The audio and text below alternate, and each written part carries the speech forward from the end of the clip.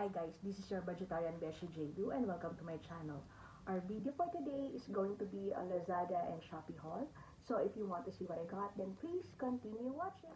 Okay, so mga besh, I hope na mabilis lang tong haul na to. Pero ilalagay ko somewhere in the screen kung ano yung mga presyo ng mga nabili ko. And before doing so, please do consider subscribing onto my channel and also ring the notification bell para naman ma-notify kayo every time na may bago tayong video. So kung mahilig kayo sa kakikayan, katitahan pero vegetarian, yan. So buksan na natin, unahin natin yung Lazada kasi isa lang naman yung nabili ko from Lazada. And to be honest, parang medyo pakonti ng pakonti yung mga hinohaul ko during the sale or yung mga binibili ko during the sale kasi hindi naman sila nauubos, diba? So kung meron ng vaccine for anti-sale sa Lazada, anti-Shopee, ganyan. Pero usually mga binibili ko naman are all restock or yung mga madalas na ginagamit. So umpisa natin dito sa Palmolive Naturals na 3-in-1. So, ganito siya, hydrating glow with aloe vera and olive. Gustong gusto ko talaga yung olive mga besh. So, I think I got this for 47 pesos. Yeah, 47 pesos, tatlong bar na siya. And, ilan ba yung, hindi ko lang alam kung ilang ml yung bar. Pero ayan, 47 pesos, tatlo na. And if I'm not mistaken, mas mura sa Lazada over Shopee. Kaya dun ko siya sa Lazada binili. And ito naman is yung shampoo and conditioner with argan oil for damaged hair. Dalawa na siya for ilang ml ba to? Hindi ko sure. Pero tingnan natin dito sa this is for a pack of 280 ml and that is 161.37 pesos. So dalawa na siya. And also, bumili rin ako of course nung kanyang conditioner which is 180 ml for a pack of 2. 158 pesos naman siya. So, ganito naman siya. Yan. So, nakita ko yung argan. So, ayan. Kasi medyo dry ang ating hair. And, also, punta naman tayo sa Shopee. Yung mga Shopee na bili ko, dito yung medyo marami. 4 yung nabili ko from Shopee. Sige. Binuksan ko na siya pero hindi ko pa siya nakikita sa loob. Unahin natin to. Ay, eto. Gusto ko to. Nakakatuwa siya. Matagal ko nang nasa cart pero ngayon ko lang siya sineck out kasi sobrang nagmura siya. So, these are yung mga shoes na parang medyo rubber siya. Pero yung itsura niya online is hindi rubber. Ipa-flash ko dito yung mga picture. Tapos, magkano ko ba siya binili? Tingnan natin. Okay. So, dito sa mga shoes na to, ang pinaka-mataas na bili ko is 109 pesos. So, ito siya. Actually, puro plastic siya. Pero if you will notice this one, parang mukha siyang knitted. And also, ilalagay ko somewhere the screen ko yung picture niya online. Pero mukha siyang knitted from afar. Pero plastic siya. And kaya ako bumili nito kasi tag-ulan na, rainy season. And ayoko naman na gamitin yung mga shoes ko na binili ko. Like, kasi usually mas sneakers ako lalo ng pag gantong umaalis. So dito, 109 lang to. And I got a size 6. Size 5 talaga yung pa ko. Pero usually kapag umorder ako ng shoes online, nagsa-size up ako para lang sure. So, ayan siya. Ang cute. Gamitin ko na to kasi nag-uulan na naman mga besh. So, ayan. Ang cute, diba? Tapos, ang ganda ng color niya. So, yung mga ganito, kinukuha ko laging color is nude or brown, ganyan. Para mas magmukha ako matangkad. Ganyan. And also, this one, I think marami ding bumili na creator nito or influencer. Kasi nakita ko to sa kanila. This one, I think I got this for 59 pesos lang ata. Ay, hindi! 50 pesos actually. Ganito siya. Ayan. So, malambot siyang ganyan. And, grabe toy. Ang lambot niya talaga. Tapos, ganyan lang siya. Ang gaan niya. And, feeling ko soft siya sa paa. Kasi, hindi siya matigas na klase ng pagka-rubber. Yan. And, the last one, I got for 79 pesos. Ito. Yan. Lahat to, actually, is rubberized. Hindi plastic. Ba't plastic ng plastic?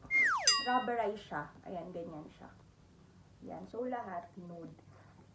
Para, just in case, pag umuulan, hindi ako manghinayang, no, dun sa mga suot ko na shoes. Kasi laging ganun eh. Minsan, may bago yung suot ko na shoes, tapos uulan lang, ganun. Tapos pag maputek, mas mabilis siyang punasan kasi rubberized siya.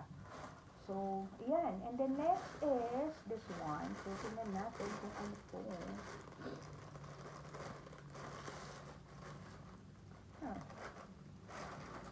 Okay. Ito yung mga casing. Bumili ako ng mga casing ng mga phone, mga besh. Okay. Yan. Puro casing lang to. Tsaka kable. Okay. So, tignan natin. Baka mamaya mali yung mga nabili ko ng design. Feeling ko may mga mali ako nakuha. But anyway. Okay. Okay, so mga besh, ito yung next naman na i-haul natin. Medyo, it took me a while, no, para makarecover. Kasi parang feeling ko may kulang. And true enough, may kulang nga siya. So, may kulang na isang item ata. 2, 3, 4, 5, 6, 7, 8. Yeah, 9 kasi yung items na in-order ko. But anyway, i-chat ko na lang yung CJB Enterprises. So, doon ako bumili ng mga casing kasi doon mura. So, umpisa natin itong fast charging data cable na pang iPhone. Yeah, so this one is only 45 pesos. Tapos, meron akong binili na eye-ring holder. So, ito, yung nilalagay sa likod. Parang ganito. Yan. So, if you'll notice, no, nasira na to, kaya ako bumili. So, ibig sabihin, nababagsak ko talaga yung mga phone ko. So, ayan, this one is only 7 pesos each. So, dalawa yung binili ko, which is color pink. And then, dun sa casing naman, bumili ako netong casing, 14 pesos each. Pero if I'm not mistaken, hindi ko lang sure kung itong mga nandito, okay. Kasi discounted yung nabili ko, free shipping ako. Tapos may coins ako na ginagamit. But anyway, ilalagay ko pa rin yung mga presyo niya somewhere in the screen. So, bumili ako netong plain pastel na candy case, which is matcha yung color niya. Tatlo to isang pang iPhone X, isang pang iPhone 6, and isang pang Samsung J4. So, ayan. So, ganito siya. Pare-pareho siya para magkakapareho sila ng color. Ayan, ganyan. And, yung pang iPhone, what the hell? Okay. So, akala ko mali na naman ako yung order. Pero yung pang iPhone 6 is actually, kano ba to? Yung iPhone 6, 10 pesos lang. Tapos, yung pang iPhone X and Samsung is 14 pesos. Hindi. Yung Samsung is 14 pesos, yung pang iPhone is 10 pesos. So, ayan, ganyan siya. So, etong dalawa, 10 pesos each. This one is 14 pesos. Yan. Tapos, bumili din ako ng clear case. Yan. So, yung clear case is actually 26 pesos each naman siya. Yan. So, may in-order ako kasi na tripod na stand, which is ilalagay ko dito, which is 50 pesos lang. Pero, wala siya dito sa order. Anyway, nag-communicate na ako through chat. So, tingnan natin kung ano yung sasagot nila. Tapos, next naman is this one. Siyempre, hindi mawawala ang sabon panlaba sa mga haul. Which is, this one is yung Ariel na parang may perfume. Ngayon ko pa lang siya itatry. Hindi ko matandaan kung meron ba akong na-haul na Ariel din. But anyway, kung interested kayo na makita yung iba ko pang na-haul sa Shopee and Lazada, maglalagay ako ng playlist. Meron ako mga playlist ng mga haul. And also, ilalagay ko yung mga related videos na somewhere in the screen, dito usually sa taas, and also down to the description box below. So, this one is, actually naka-bubble wrap siya, no? So, tingnan natin. Kasi bibigyan ko yung parents ko nito. Usually kapag may mga buy one take one ako na binibigyan ko yung parents ko. And so, ito siya.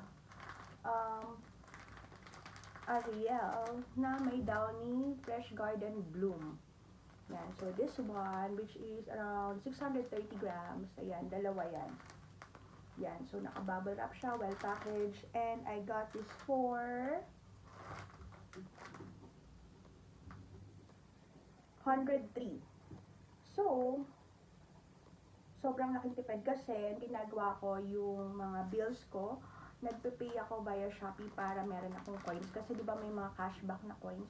So, yung mga coins na yun, na bibili ko siya or nagagamit ko siya kapag bumibili ako ng mga items sa Shopee. So, ayan. I got this for 103 lang, o diba? Kasi nga, ang laking tulong ng mga coins. And then, last but certainly not the least, ano ba to? Okay. So, this is the, pasensya na kayo pinagpapawisan ako kasi,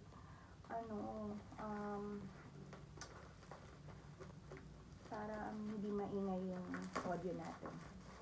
So, ito siya. I think this is the Hello Glow na Rejuve. Nabasa ko kasi ito kay, napanood ko to kay John Ray. And gusto ko kasi na ma-rejuve na hindi masyado nagpipil kasi meron akong mga pimple marks na gusto ko pang i-get rid of. Pero yung skin ko is much better now. Mag-upload ako ng video soon dun sa skincare journey ko or dun sa skin journey ko na sobrang nakakaloka. So yun, gumamit ako ng next kit. Gusto kong gumamit ng mga Rejuve na hindi naman nagpipiling. So, or kung may peeling man, yung yung micro lang, ganyan. Kasi yung sa next skin, talaga may kita mo yung pagpipil niya. Although micro lang din sa akin, pero gusto ko mag-try ng ibang product. So, this one is the Hello Glow Advanced Rejuvenating Set. So, ayan. Inantay ko kasi siya mag-sale and I think I got it for 324. So, ilalagay ko somewhere in the screen kung magkano siya originally. Tapos, bumili din ako ng etong 3-in-1 na lifting serum. Ayan. Kasi hindi na tayo bumabata mga besh. Kailangan na natin ng mga ganyan. Tapos, meron siyang free na instant whitening cream. So, which is this one. Yan. So, ang total na binayaran ko is 486. 162 yung yung lifting cream or lifting serum. This one, 162 siya. Ayan. So, I think yun lang lahat nung napamili ko mga besh. Please don't forget to subscribe and also ring the notification bell para ma-notify kayo every time na may bago tayong video. And kung meron kayong mga recommendation ng mga best buy nyo from Shopee and Lazada, please comment down below in the section, in the comment section rather. So, yun lang mga besh. Maraming salamat. Magmaganda ng naayon sa bulsa.